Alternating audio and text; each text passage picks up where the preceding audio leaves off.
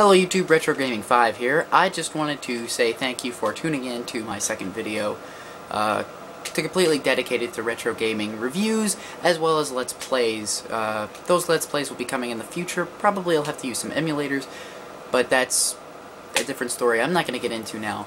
The first ever review I'm going to put on my channel is a review I've wanted to do from the beginning of time, pretty much, ever since I first saw this and realized that I could review it on the internet. Wow, what do you know? That was 12 years ago. Anyway, this is a Nintendo 64 controller. One of the most, how do you say it, just outright weird designed controllers ever in the history of video games. I mean, I look at this and I sit here and think, this looks like an alien.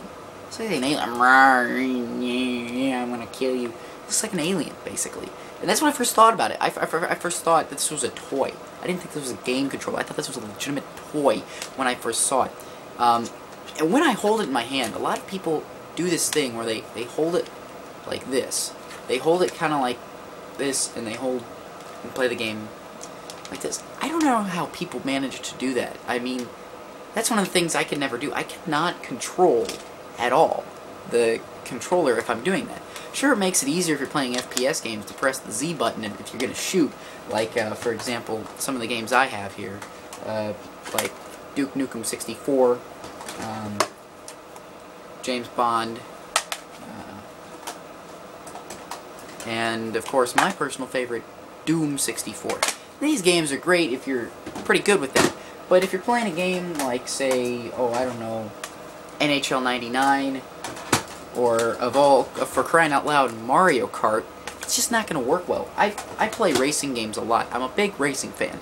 So naturally, I like to play racing games. One of my favorite racing games for the system is actually, as many people would probably be surprised, this. I'm going to have a review of this, hopefully in the future.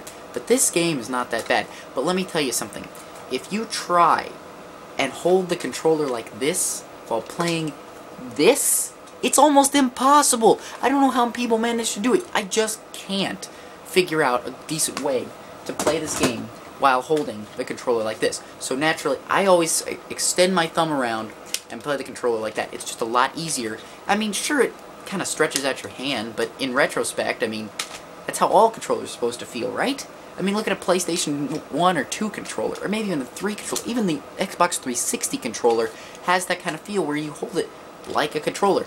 You don't hold it like this. If that were the case, you wouldn't even need this whole D-pad or the left button. You wouldn't even need all this. But for some reason, people manage to do that. I'm not one of them. But I have to admit, this is actually a pretty cool thing. One of my favorite things about this is this was common in the 64-bit era. I'll show you my Sega Dreamcast controller later on in another video that this is the same thing. The memory cards inserted right into the back, which kind of was cool. You didn't have to plug it in like the PlayStation. PlayStation, you had to plug it in to the console, and you only had 2 slots for a memory card. So if you used up both of those, it didn't really, that was not good. But Nintendo 64 has 4 slots, and every controller, like I'll show you, this controller has an open slot. Every controller can take a memory card slot. So that's 4 memory cards that you can get, and you can basically save incredibly high amounts of data on this, albeit they're not very big. But the other cool thing is I don't have one of these, but they also sold rumble packs similar to this, and basically I grew up with a Sony PlayStation 1 dual analog rumbling controller, and so I was used to when I would play racing games or shooter games or football games, if I would get hit, shot, or run into the grass, the controller would shake.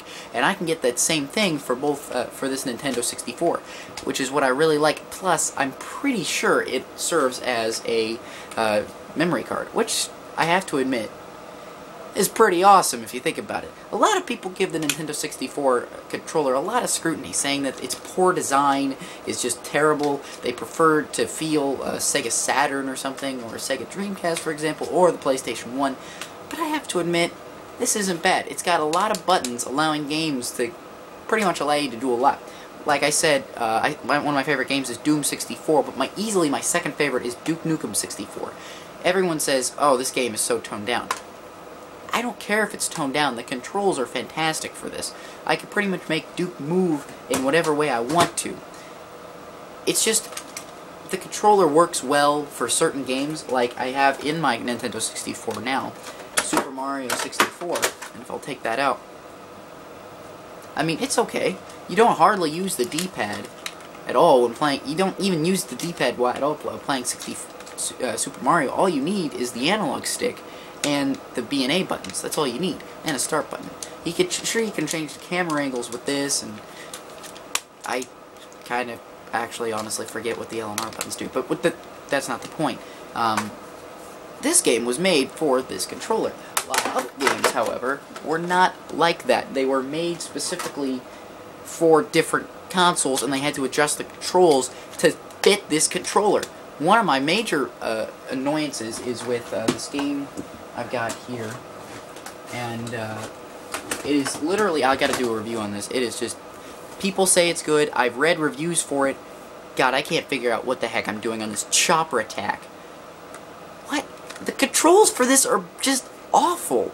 I mean, you control the chopper, and to go up, you have to move down, and to go down, you have to move up.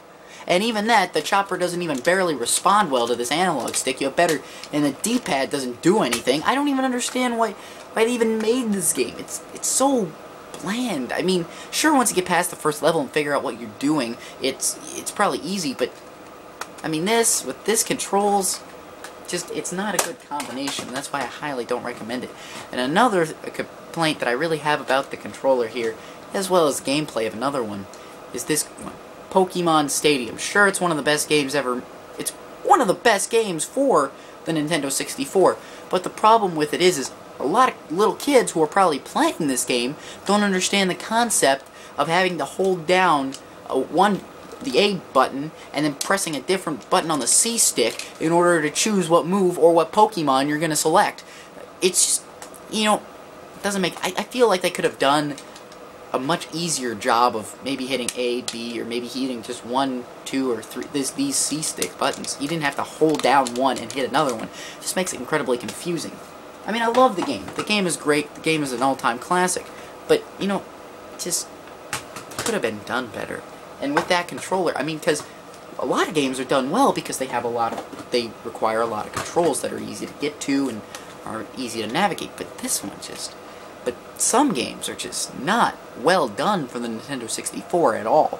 It seems like they took the counterpart from, say, PlayStation 1 or maybe a Sega Saturn and basically inserted it into the Nintendo 64 and tried to use the same controls, but it just didn't work. But anyway, so that's my review over the Nintendo 64 controller. I say it's pretty darn good. Few games don't work very well with it, but if you're looking for a cheap and great classic console, get this. One thing I will say is, stay the heck away from third-party controllers when it comes to the Nintendo 64.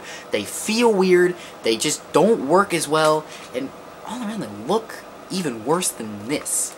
I mean, you could go on eBay, find some third-party controllers. God, they look disgusting compared to this. A lot of people will probably say, oh, they look fine. No. If you ask me, they look gross compared to this.